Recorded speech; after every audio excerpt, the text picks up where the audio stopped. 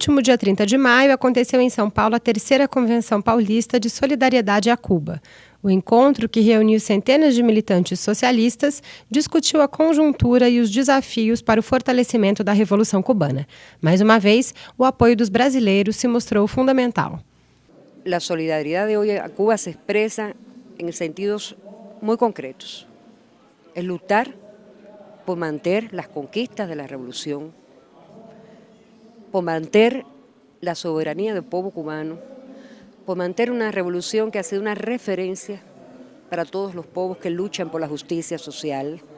Eso es importante. A gente no puede perder la revolución y se está haciendo todo para que ella se perca.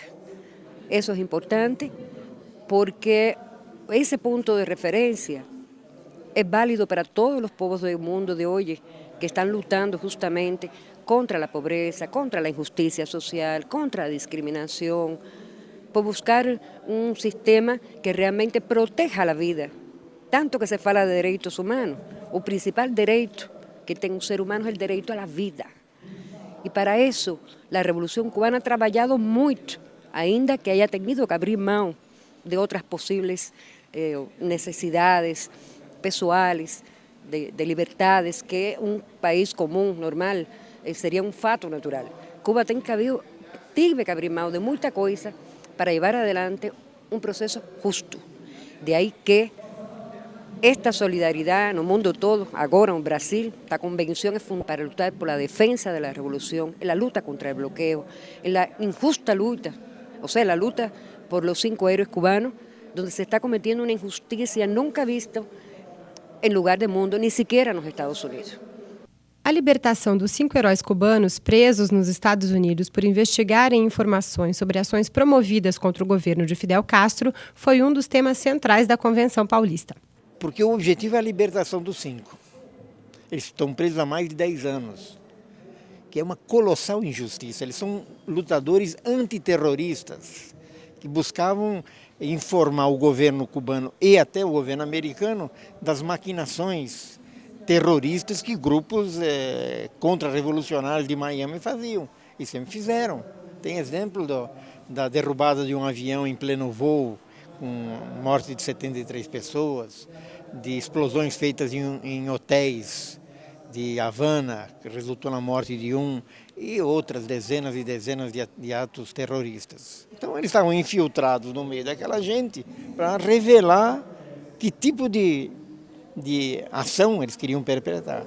Não havia nada contra a segurança dos Estados Unidos, nada, zero.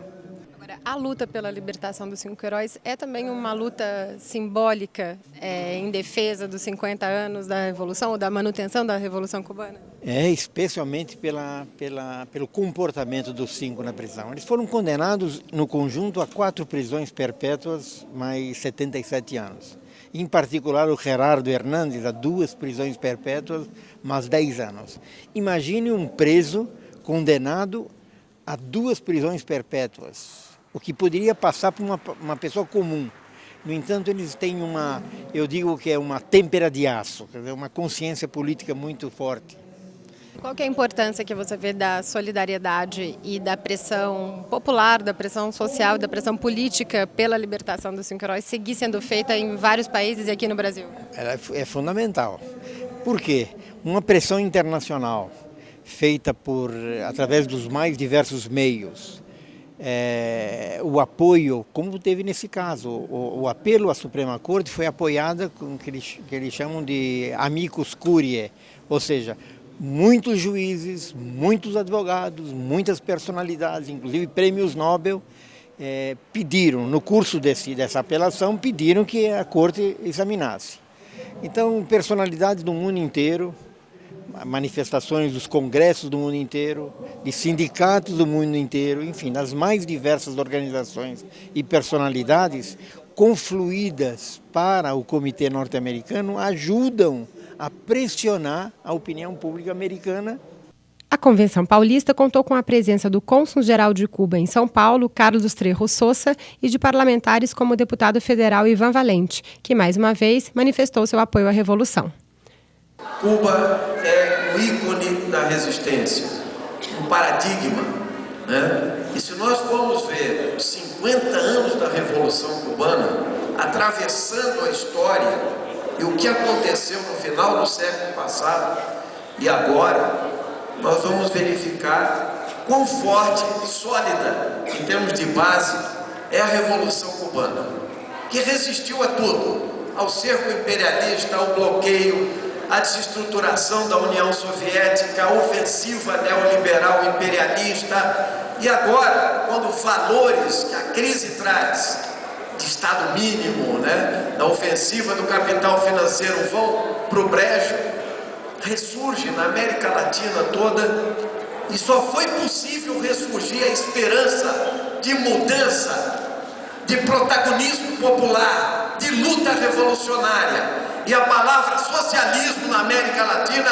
porque Cuba resistiu e fincou uma bandeira vermelha na América. Por isso nós temos Venezuela, nós temos Bolívia, nós temos Equador, nós podemos falar em suspender o pagamento de juros da dívida pública, como o Equador faz, nós podemos falar que os povos originários da América Latina podem ser condutores do seu próprio processo, como se faz na Bolívia. Nós podemos falar que as riquezas naturais pertencem aos povos e a luta revolucionária solidária na América Latina e o papel que a Venezuela cumpre, mesmo que tenhamos críticas, mesmo que tenhamos observações a fazer. Mas nesse momento, o que importa é que foi de lá de Cuba, do exemplo cubano, da construção do socialismo, da resistência, que brota inclusive a ideia de uma nova integração continental, solidária, simétrica e igualitária, principalmente resgatar os valores da construção de uma sociedade superior, de uma sociedade comunista.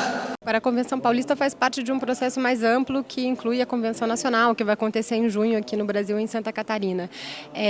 O que sai daqui da Convenção Paulista em termos de mobilização, de propostas para essa Convenção Nacional? Olha, eu diria a você que talvez a coisa mais importante é o exemplo que o movimento de São Paulo está dando para todo o Brasil. Nós aqui estamos conseguindo, apesar da nossa pouca existência, pouco tempo de existência, né, mostrar que é possível você fazer esse exercício, esse movimento complexo, difícil, de aglutinação de forças muito diferentes, né, que normalmente tem dificuldades em se articular, né? E Cuba consegue essa proeza. Então eu acho que esse exemplo que São Paulo está dando, né, que é de manter um calendário anual de atividades, eu acho que é a grande contribuição que a Convenção Paulista mostra e que os solidários paulistas mostram aos companheiros em nível nacional. Eu acho que esse esforço que a gente está conseguindo aqui é realmente algo, eu diria, inusitado no Brasil.